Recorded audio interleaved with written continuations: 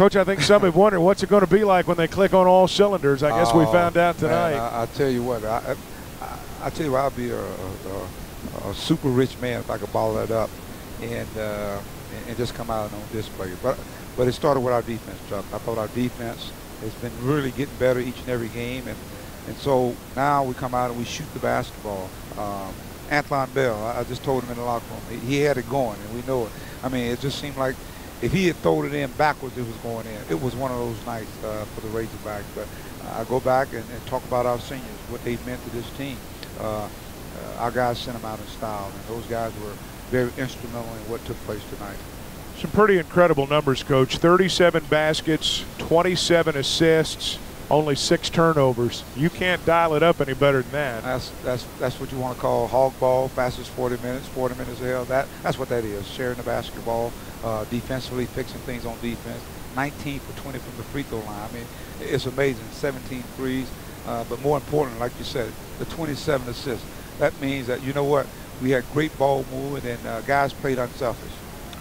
You frustrated Henderson. He finished with 15 points. Some of them came at the end when it really didn't matter all that much. Your defense, not just on him really, but particularly on him and all over the floor, was solid. Well, I always thought that the key to their team was Jarvis Summers, and we made him work. And I look at his numbers tonight.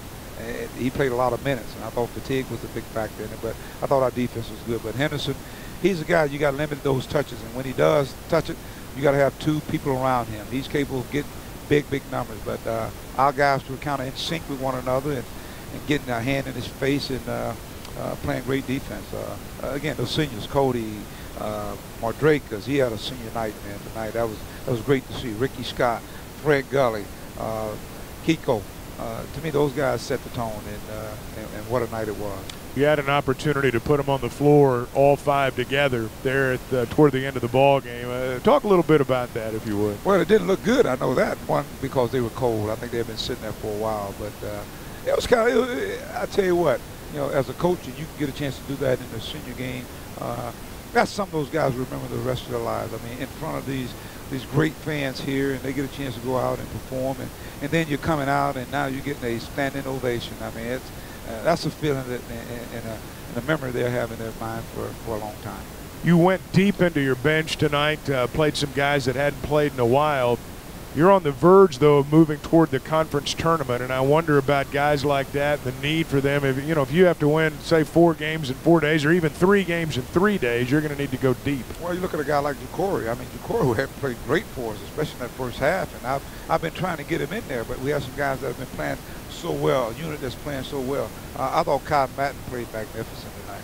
I mean, it's like he almost played an error-free game. 7 assists. 1 turnover, and that's something I've been harping on him about, the turnover. But as you just talked about, Chuck, we got the depth, and I thought we played to that depth. We played athletically, and just was very active tonight.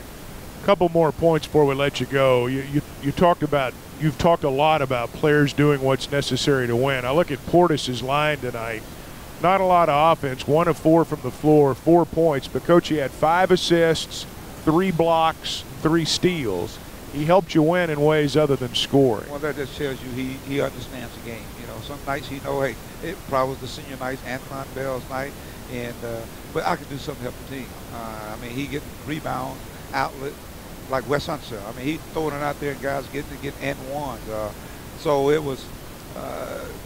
He's a guy that impacts the game in a lot of different ways. I just love his activeness back there on the back line, especially later on in that game. You got to be of a certain age to remember Wes Unseld now, Coach. Do you know him? I know who he is. Okay. He played for the Bullets back in the day. That he did. Hey, before you go, I got to ask you about the crowd. You had 16,000 plus here tonight. They have really, particularly over the past 3 or 4 games, I mean, they've been here in full force. They've been here in full force. Our students here got here early, so you could feel there was energy in the building. And but they've embraced this team. I think when you look at guys like Kiko, Cody, I mean, those guys, to me, they epitomize what Razorbacks are all about.